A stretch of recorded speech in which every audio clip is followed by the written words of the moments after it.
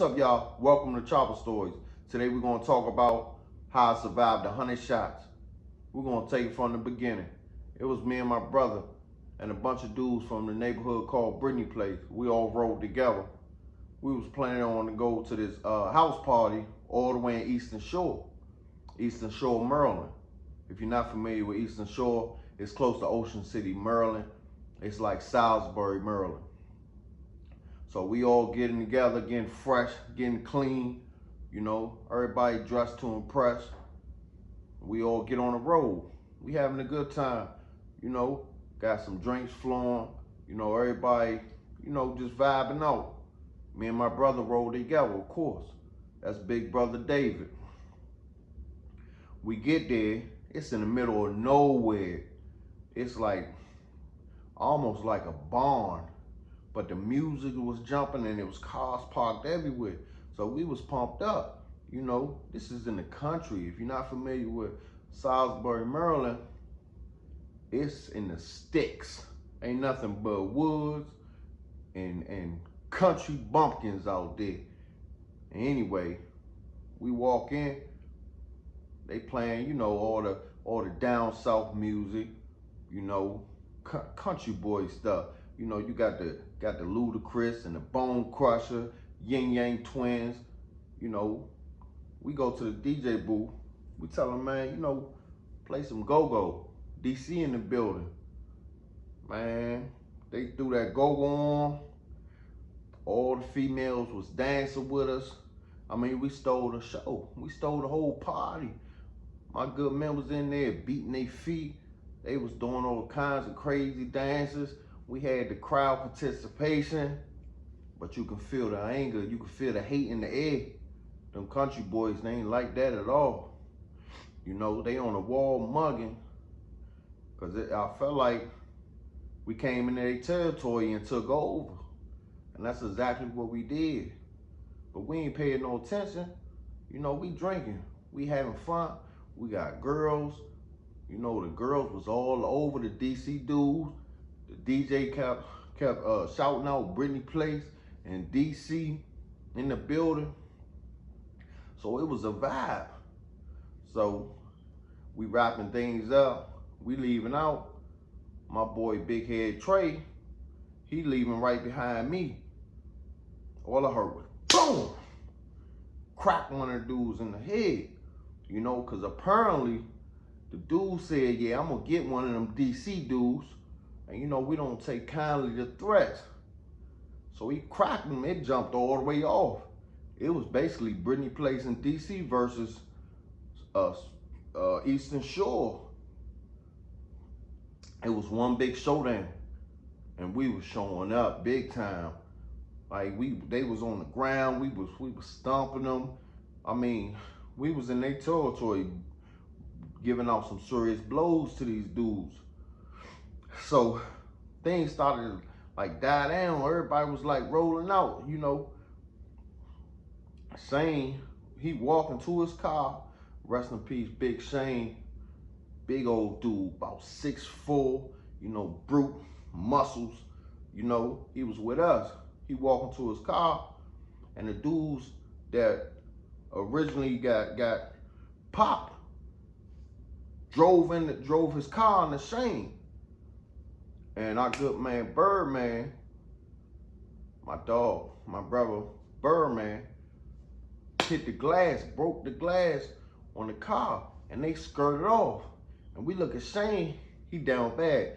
He hurt so bad, like he on the ground, he didn't get up. So I looked at my brother, like, nah, they ain't gonna get away from this. So me and my brother, we got, man, we it's like we can know what each other's thinking just by looking at each other. So we both hopped in this Altima. My brother was driving, I was in the passenger seat. We followed the car, cause we were like, nah, we gonna rumble some more. In our mind, you know, it was just gonna be a fist fight. You know, it was like 4 of them in the car, and me and my brother, we was prepared to take them all. So we driving them, it's like a high-speed chase.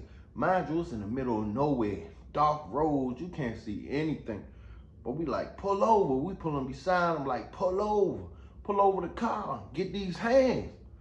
We driving, they pull over, and they start to slow up. I say about 8, 9 minutes up the road, they start to slow up. And they go into a neighborhood. I didn't even know they had neighborhoods out there.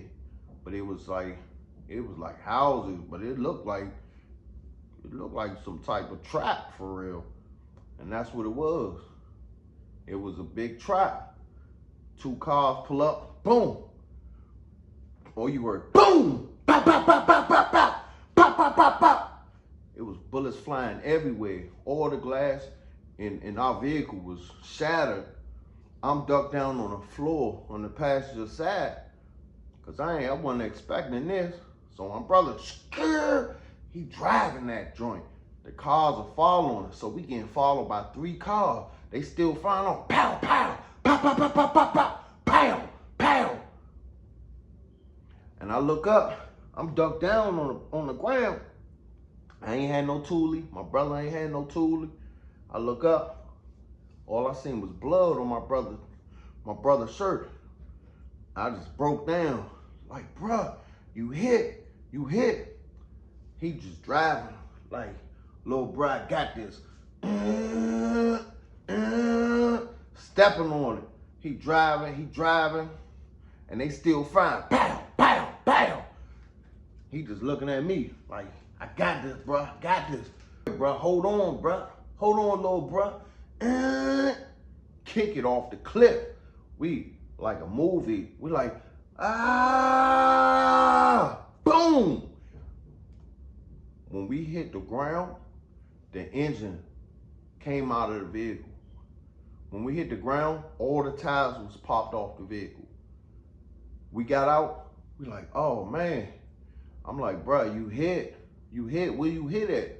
I look in his face, it was a big hole in his mouth. I'm like, we gotta get you to a hospital. He like, bro, I'm good. And then that's when everybody from the neighborhood, they just happened to we be there. We like, we just jumped off a cliff, drove off a cliff, and landed at where we originally were staying at, in these little hotels. And that was a miracle, because that was the only way we got away. Thank God for my big brother David. Like, he stepped on it, like Need for Speed. And first thing my brother said, man, I need a cigarette. He had a hole in his mouth. He was smoking a cigarette. You could see the cigarette smoke coming out of his face. It was crazy. But anyway, I'm like, we gotta get my brother to a hospital.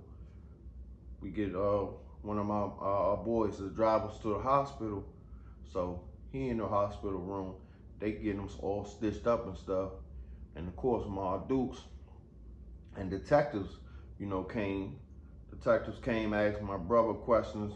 My brother ain't say nothing. But it wasn't nothing to say. Everything was in plain sight. The car had over 100 rounds in the car. There was when they showed my mother the picture, the detective showed my mother the pictures and said, I don't know how your boy survived this.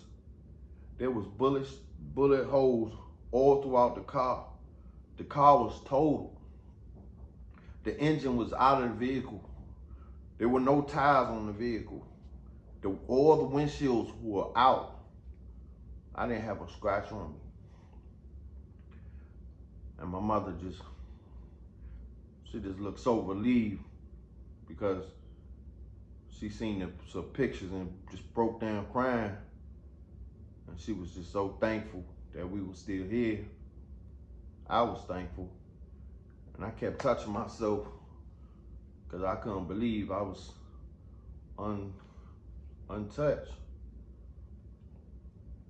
So my brother ended up being okay until this day. My big brother David got a hole in his face. And we learned that day. We learned a valuable lesson. And I want you guys to learn this valuable lesson. When somebody is retreating, let them. When somebody is retreating, let them. Y'all stay dangerous. Be smart. Thanks for tuning in to Choppa Stories.